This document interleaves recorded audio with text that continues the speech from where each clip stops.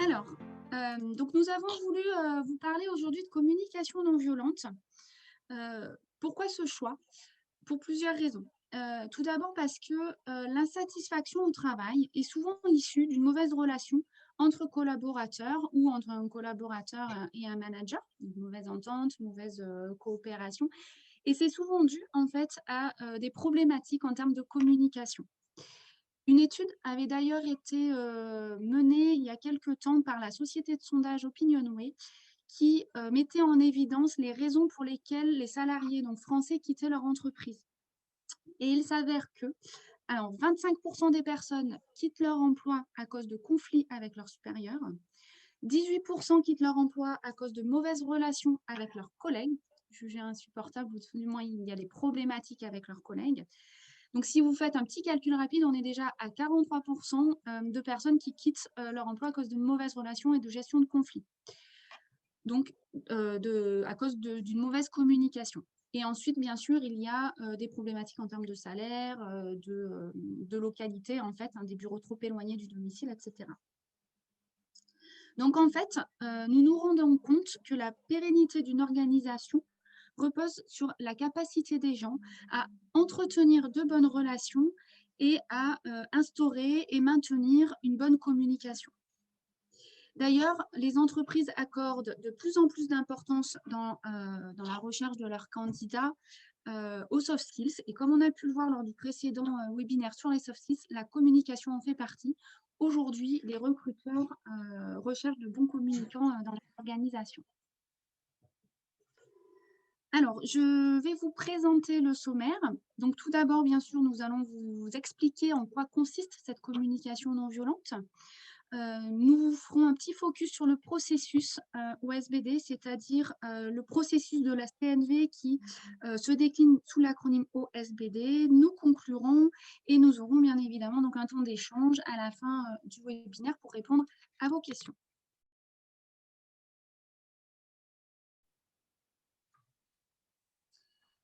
Alors, de quoi parle-t-on? Donc, on ne peut pas aborder la CNV sans parler de son fondateur. Donc, il s'agit de Marshall Rosenberg. Marshall Rosenberg était un psychologue américain. Il est décédé en 2015 et il a créé et développé donc ce processus de la CNV il y a environ 50 ans. Il a été élève et collaborateur de Carl Rogers, qui était lui-même psychologue américain. Il s'est donc appuyé sur ses études, ses travaux, et il s'est également inspiré de Gandhi pour le mouvement de Gandhi de la non-violence pour fonder sa CNV. Ce dont il faut avoir conscience, en fait, c'est que la CNV est d'abord une invitation à reconsidérer notre façon de nous exprimer, d'écouter l'autre et de rentrer en relation avec les autres. Alors, la CNV nous propose une trame, en fait, pour rester dans un échange constructif et nous permet de découvrir que lors de tensions ou lors de conflits, il y a des solutions qui émergent à partir du moment où nous sommes dans une sincérité de l'intention et dans une qualité de dialogue.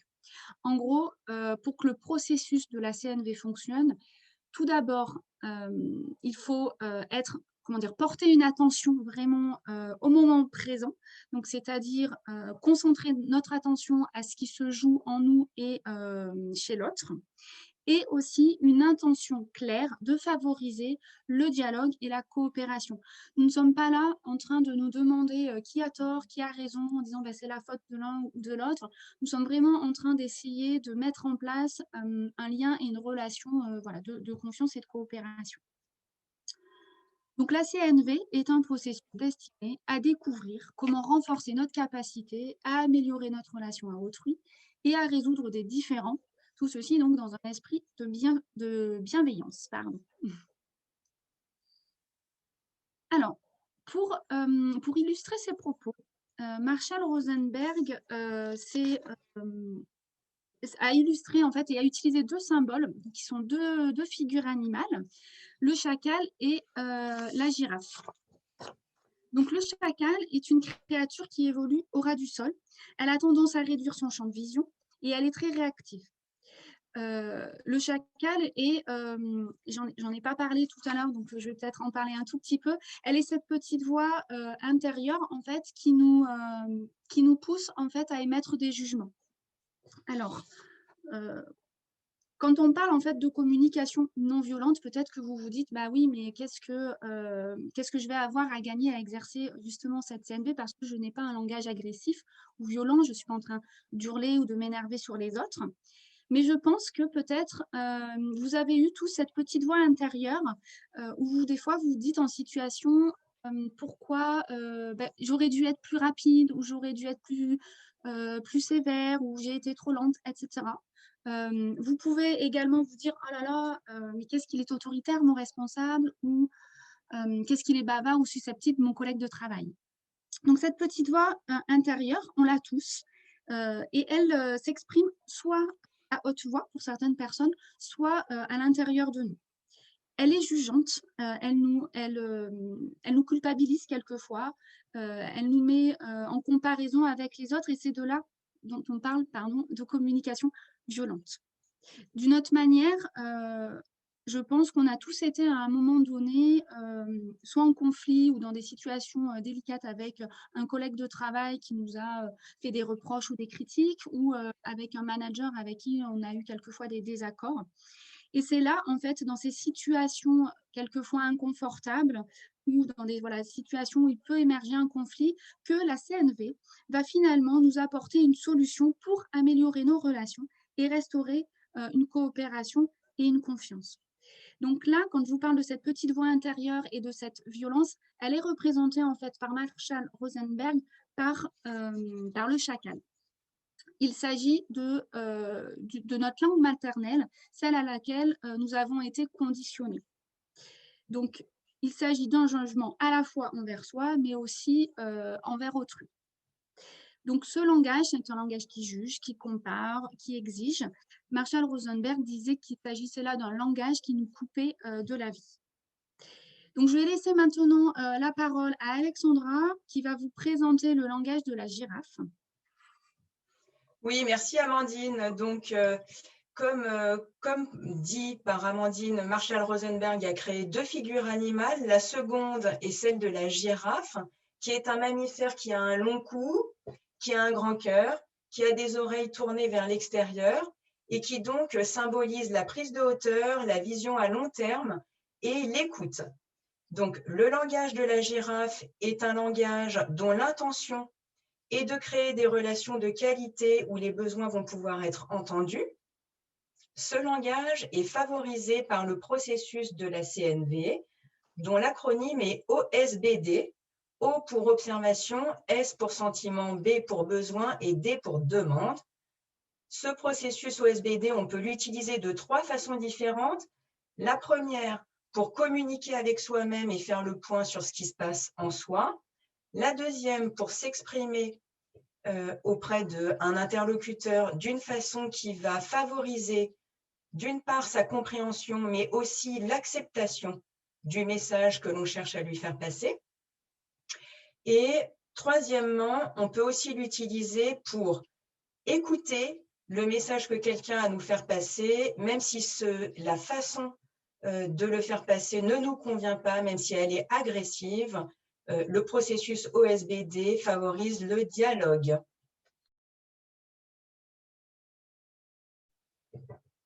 Merci. Donc, nous allons effectivement vous présenter une à une les composantes de l'OSBD. Avant de rentrer peut-être dans le détail des étapes, je vous invite à essayer de réfléchir à une situation qui vous est personnelle, donc qui vous est propre, dans laquelle vous avez peut-être ressenti à un moment donné une émotion désagréable, et de garder en fait cette situation en tête tout au long de l'explication du processus. Voilà, et d'y revenir à chaque fois. Donc, la première étape est celle donc, de l'observation. Donc, une des composantes consiste à faire une observation précise de ce qui diminue votre bien-être. On peut en fait répondre à la question « Quels sont les faits qui activent chez moi une émotion désagréable ?» Alors, une observation décrit une chose que nous voyons, que nous entendons. En fait, elle est issue de nos sens. Il s'agit d'éléments factuels. Une observation est également rattachée à un moment ou à un contexte donné.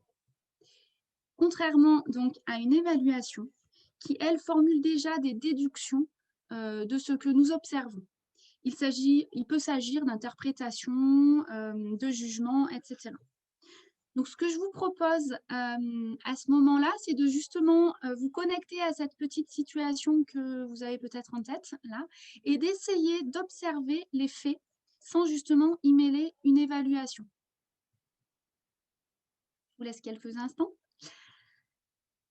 Nous allons aussi vous montrer donc un exemple pour bien illustrer nos propos. Nous avons décidé de choisir un exemple dans la sphère professionnelle qui va nous guider donc tout au long de la présentation. Il s'agit en fait là de 2 collègues de travail qui doivent travailler sur un projet commun et qui se sont fixés un planning avec des rendez-vous précis. Il s'avère que lors d'un rendez-vous, une des personnes n'est pas venue, donc ce sont des rendez-vous en visio. Voilà comment la personne donc, qui est présente pourrait s'adresser à son collègue qui n'est pas venu assister au rendez-vous. Donc en mode chacal, c'est ce que vous voyez donc sur le bas de l'écran. Il pourrait lui dire « tu évites toutes les visios que nous avions fixées ». Et on se rend bien compte ici qu'en fait, avec le mot « éviter », on est déjà en train d'émettre une évaluation. Donc dans le processus CNV, on vous propose plutôt, donc l'exemple au-dessus, nous avons un projet commun à rendre dans 1 mois. Nous avons défini ensemble un planning. Sur les 3 dernières visios programmées, j'ai travaillé seule.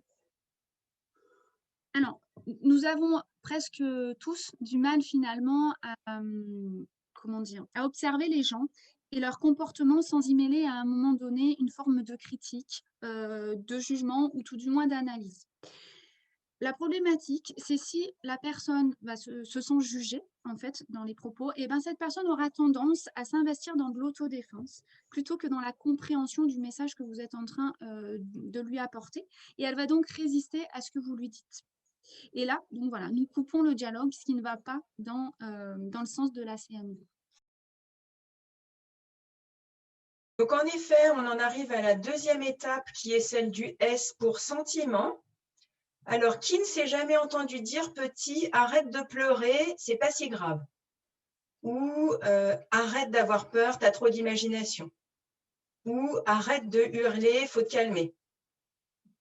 On voit bien que souvent, on n'a pas appris à écouter nos émotions et à l'âge adulte, elles sont carrément tabous, notamment dans la sphère professionnelle. On ne parle pas de ses sentiments parce que ça pourrait être perçu comme un signe de faiblesse.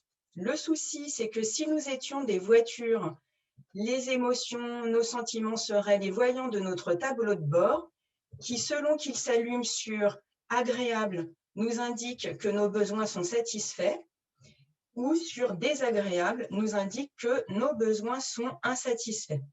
Alors, on pense souvent que nos sentiments sont reliés aux actes des autres, alors qu'ils sont directement reliés au niveau de satisfaction de nos besoins.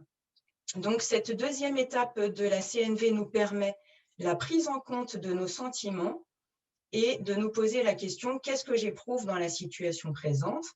Parce que lorsque l'on ne prend pas en compte un voyant qui s'allume, généralement, il y en a un 2e, puis un 3e, etc., etc.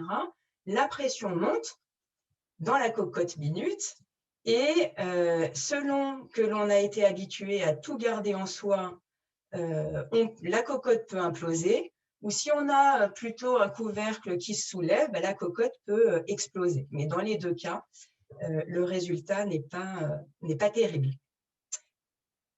Amandine ? Du coup, en même temps que je vous explique comment différencier une émotion d'une pensée ou d'une interprétation cachée, je vous laisse vous reconnecter avec votre situation propre, celle où quelqu'un dit ou fait quelque chose qui ne vous convient pas, de vous connecter avec les faits, comme évoqué par Amandine dans l'étape du haut, et de vous demander ce que ça vous fait ressentir. Quelles sont vos sensations? Quelles sont vos perceptions corporelles? Quelles sont vos émotions? Est-ce que vous vous sentez en colère, vidé? Est-ce que vous avez le cœur qui bat? Est-ce que vous ressentez de l'angoisse? Si on reprend l'exemple pris par Amandine tout à l'heure, avec le ou la collègue qui ne s'est pas présenté à la visio, à ce stade du processus OSBD, la seconde personne pourrait décider de lui dire en mode girafe, « Je me sens alarmée et un peu dépassée à ce stade. » Donc vous, comment vous sentez-vous dans votre situation? Attention, si vous vous sentez ignoré ou incompris, vous êtes en train d'utiliser des mots qui sont reliés à l'autre et qui, d'une certaine façon, viennent poser un jugement sur l'autre, qui le sentira et probablement que ça nuira à la qualité de la relation. Je vous donne un autre exemple de pensée ou d'interprétation cachée. Imaginons toujours dans notre exemple de la visio que la deuxième personne dise « Je sens bien que ce projet ne t'intéresse pas ». On voit bien qu'il s'agit d'une pensée cachée. Elle aurait même pu dire « Je pense bien que ce projet ne t'intéresse pas ». Donc, prenez attention à la tournure de vos phrases et aux mots choisis. Commencez plutôt en disant « je me sens » et méfiez-vous si votre phrase commence par « je sens que tu ».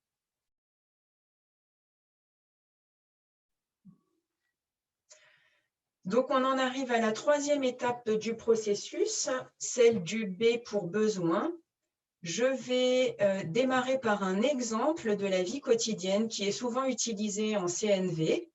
Imaginez que Raphaël rentre du travail le soir et propose à Claude de sortir voir le dernier Avenger au cinéma et que Claude, qui travaille dans un collège, avait prévu de passer sa soirée tranquille à bouquiner.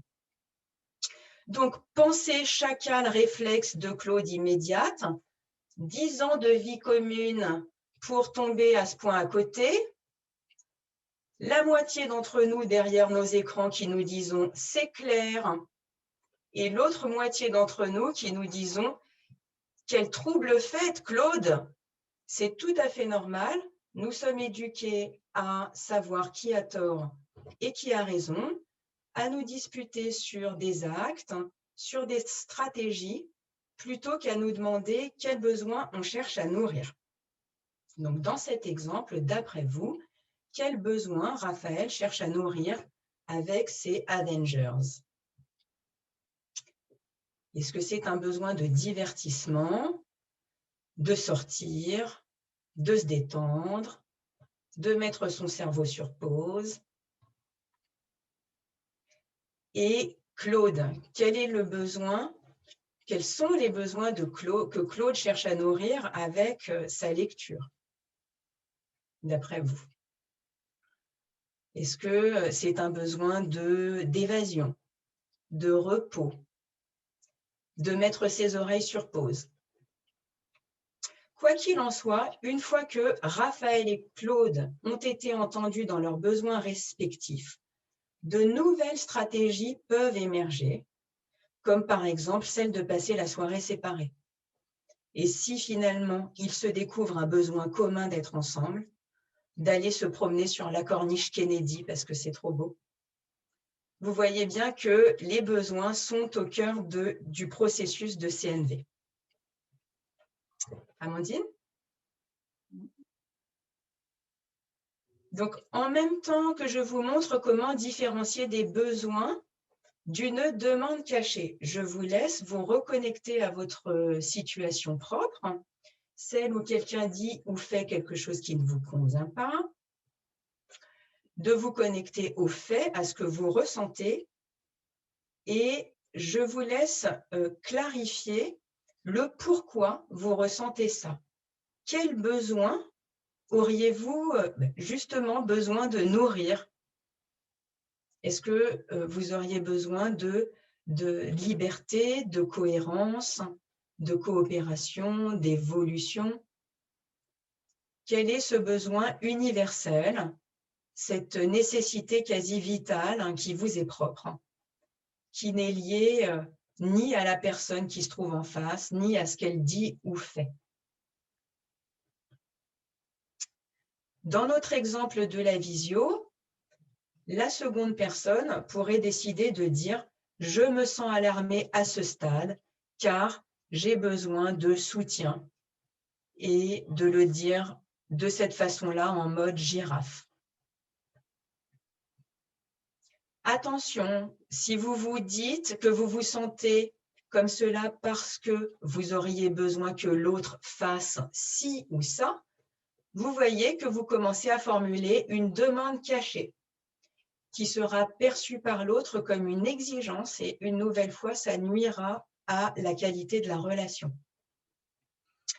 Dans notre exemple de la visio, là, en mode chacal, la deuxième personne aurait pu dire « Je me sens alarmée car j'ai besoin que tu prennes tes responsabilités ». Vous voyez une nouvelle fois une demande cachée qui, l'autre personne va se sentir forcée et ça nuira à la relation.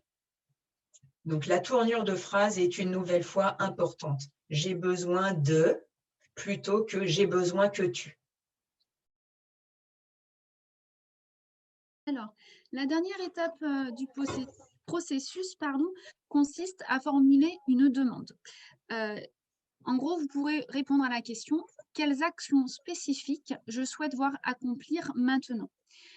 Lorsque nos besoins ne sont pas satisfaits justement immédiatement, après avoir exprimé à la fois nos observations, nos sentiments, nos désirs, il s'agit de formuler une demande spécifique.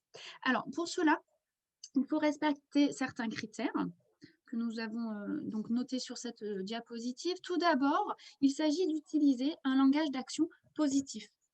Donc, éviter les phrases négatives et également dire plutôt ce que nous voulons plutôt que ce que nous ne voulons pas. Si nous utilisons des demandes négatives, notre interlocuteur ne comprendra pas forcément ce qui nous est demandé et il risquera par là même de provoquer chez lui en fait une réaction de résistance. Donc faire attention à la formulation déjà de sa demande. Ensuite, il s'agit d'exprimer une demande mesurable.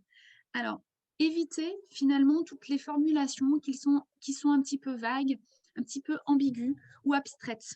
Il s'agit de formuler une demande sous forme d'action concrète. Donc, on doit penser à ce qui vraiment, concrètement, pourrait nourrir notre besoin. Plus nous allons être précis sur ce que nous attendons de l'autre et plus nous avons de chances finalement de voir nos besoins satisfaits. Troisième critère, il s'agit là d'émettre une action qui soit négociable. Alors, nous avons souvent tendance à confondre la demande et l'exigence. Comment savoir justement si ce que nous demandons est une demande ou une exigence? En fait, il suffit de vérifier si nous sommes prêts à entendre un non à la réponse, un non, pardon, à notre question, et donc dans la réponse de notre interlocuteur.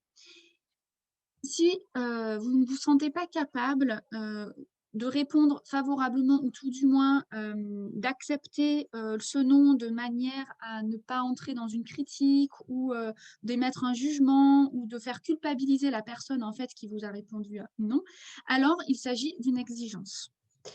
Et si votre interlocuteur entend une exigence, eh bien, il n'aura pas d'autre choix, soit de se soumettre, soit de se révolter. Et vous voyez bien que là, du coup, nous ne sommes plus dans ce lien en fait d'une bonne relation et de coopération avec votre interlocuteur. Donc, en fait, il s'agit donc dans ce processus de CNV de manifester de l'empathie envers notre interlocuteur. Finalement, la différence n'est pas tant non plus dans la manière et dans la gentillesse dont vous allez présenter votre demande, mais vraiment dans la manière dont vous allez traiter votre interlocuteur s'il ne vous répond pas de manière positive et si du moins il ne fait pas ce que vous souhaitez, en fait. Le quatrième critère que l'on vous a expliqué ici, il s'agit donc du réalisme, c'est-à-dire qu'il faut une action qui doit être réaliste, dans le sens où il s'agit de formuler des demandes réalistes et réalisables pour l'individu à qui vous allez vous adresser. La demande doit prendre en considération les possibilités de la personne et les moyens dont elle dispose. même s'il s'agit de petites demandes, elles sont tout de même intéressantes parce qu'elles vont vous guider vers et vous permettre d'avancer vers la satisfaction de vos besoins. Alors, je vous propose là aussi peut-être de vous reconnecter à votre situation qui vous est propre pour voir comment vous pourriez formuler justement une demande spécifique en respectant ce que je viens de vous expliquer.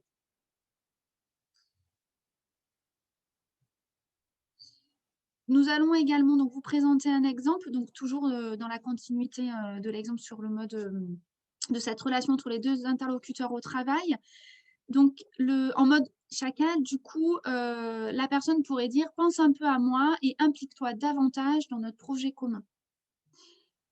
Donc, c'est un petit peu flou aussi. Et puis, il y a là un peu d'exigence dans la demande. Donc, il s'agit plutôt en mode CNV de dire « je te propose de revoir nos plannings pour que je sois rassurée pour la continuité du projet ».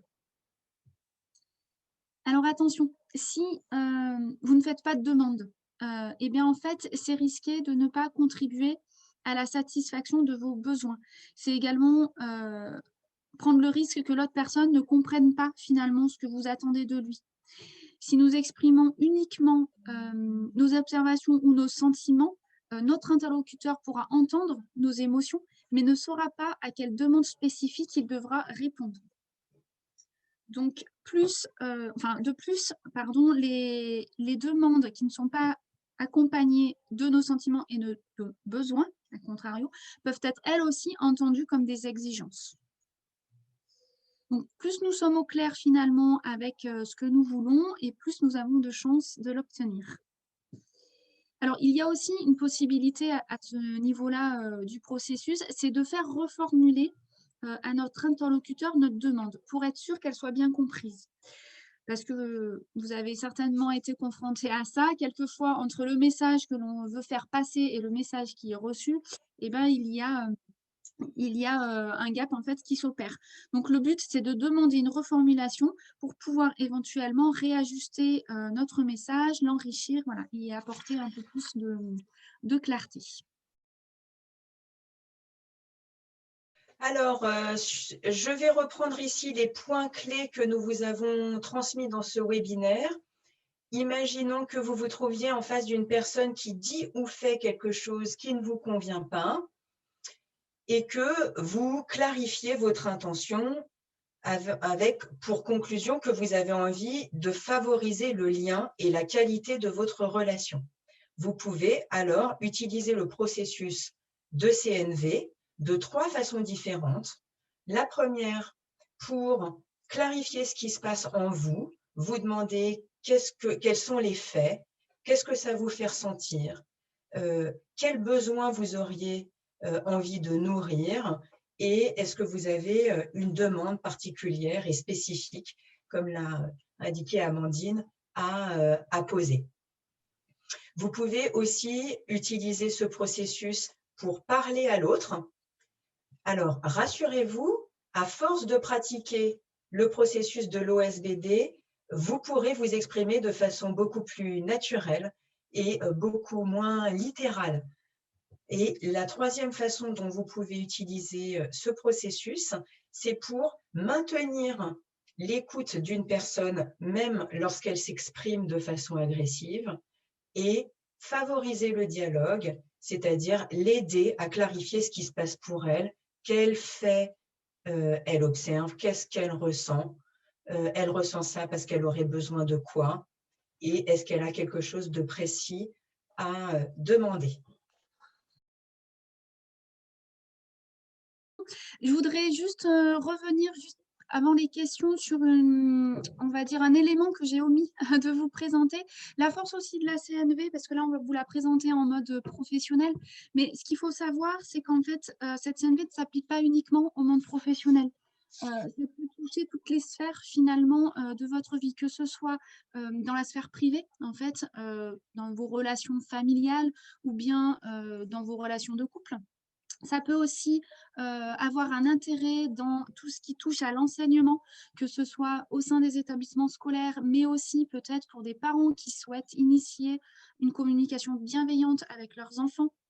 On retrouve aussi la CNV dans les milieux thérapeutiques, dans les milieux diplomatiques, dans de la médiation, en fait, dans toute situation où il peut y avoir des potentiels conflits et là où on veut créer un lien avec, avec son interlocuteur. Oui. Le positionnement positivité-négativité rejoint les études de neurosciences qui démontrent que le cerveau ne comprend pas la négativité. Alors, je rejoins ce qui est écrit là. Si je vous dis ne pensez pas à un éléphant rose, à quoi pensez-vous? Probablement à un éléphant rose. Donc, c'est ça le biais du cerveau, c'est que quand on lui parle en négation, en fait, on fait l'inverse. Donc, si vous dites, là, j'ai deux exemples qui me viennent dans la sphère familiale, justement, pour rejoindre ce que disait Amandine. Si vous dites à votre enfant, ne traverse pas la rue, probablement qu'il va penser à traverser. En tout cas, beaucoup plus que si vous lui dites, arrête-toi. Ce sera plus facile pour lui d'obtempérer, en tout cas de comprendre la demande précise que vous êtes en train de lui formuler. Amandine, est-ce que tu as une autre question? Oui, je vois justement, juste au-dessus, avez-vous des exemples de mots qui peuvent être perçus comme des pensées ou donc des interprétations cachées? Donc, c'est justement ce que Alexandra vous a présenté tout à l'heure. Et effectivement, il y a des mots un peu à éviter quand on expose finalement ces émotions. Par exemple, les mots comme intimider, où on peut en rajouter un par, je me sens intimidée ou je me sens trahi. Ce sont des mots où finalement vous impliquez l'action de l'autre. Donc ce ne sont pas de vrais sentiments, mais déjà des évaluations. Des mots comme critiquer, ignorer également, ou offenser, incompris, etc. Ce sont des mots qui impliquent, voilà, qui impliquent l'autre en fait. Donc on n'est pas en lien.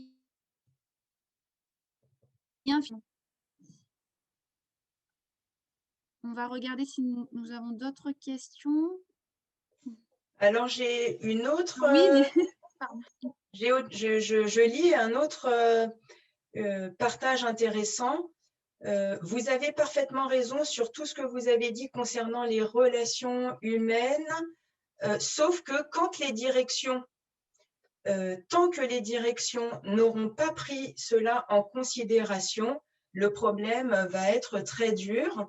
Donc, je rejoins une nouvelle fois ce que dit la personne.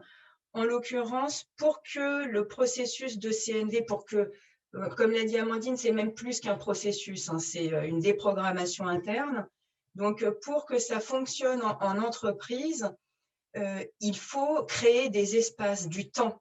Parce que quand on n'a pas le temps de clarifier ce qui se passe pour soi-même et qu'on n'a pas le temps d'être en contact avec les autres, de discuter avec eux, c'est très difficile de mettre ça en place. Donc, ça passera beaucoup plus facilement dans des entreprises qui créent des temps d'échange, des temps de réflexion ensemble.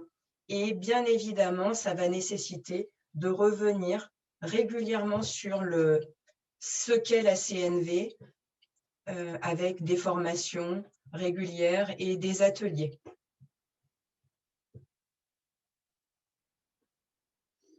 Je vois effectivement une remarque d'une personne qui dit qu'il y a des fois où c'est difficile de la pratiquer.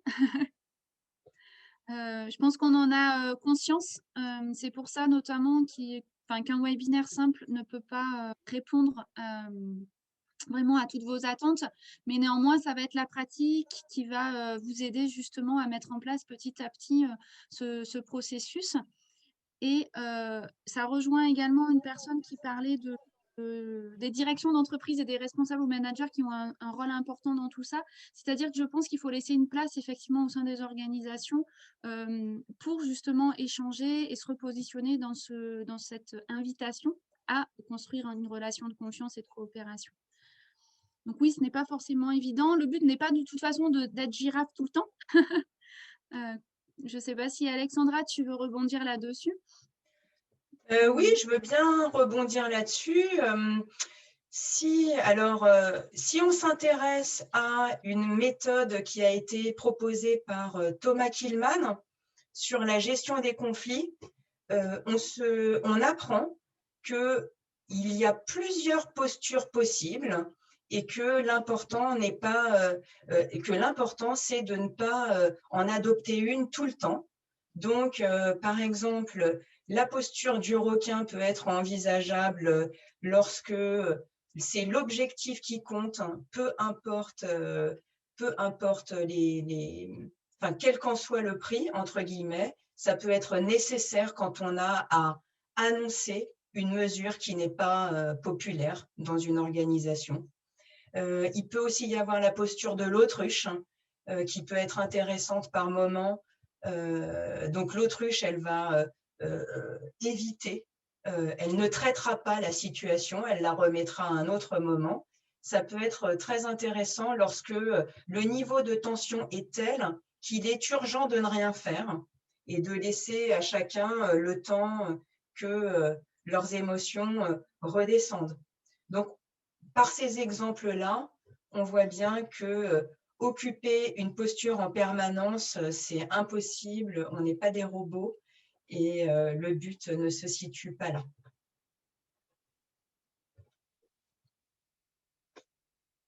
Je crois que nous n'avons plus de questions. Nous arrivons de toute façon au terme de la présentation. Est-ce qu'Alexandra, tu veux rajouter quelque chose ou est-ce que tu as vu une question, pardon? Ce que je peux rajouter, s'il nous reste encore 1 minute, c'est qu'il existe une Bible de la CNV, un livre écrit par Marshall Rosenberg. Les mots sont des fenêtres ou bien ce sont des murs. C'est intéressant, c'est assez facile à lire. Donc, si vous avez envie de continuer à approfondir la théorie, puisqu'encore une fois, il y a la partie théorique et puis après, il y a la partie pratique. Vous pouvez en tout cas, on vous recommande ce livre qui est très bien.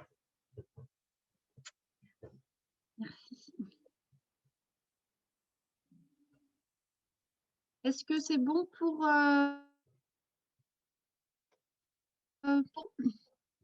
oui, nous proposons des formations en entreprise justement sur le développement personnel en général et sur la communication bienveillante. Donc, si vous souhaitez avoir un petit peu plus d'éléments, alors nous avons déjà notre site internet sur lequel vous pouvez retrouver nos différentes formations ou nous écrire directement, pardon, pour avoir notre catalogue formation. Il n'y a pas de souci. En tout cas, une nouvelle fois, on vous remercie pour votre présence, pour votre écoute et on vous attend nombreux au prochain Webinvast. Oui, merci beaucoup. Merci de votre écoute et puis on espère vous revoir bientôt.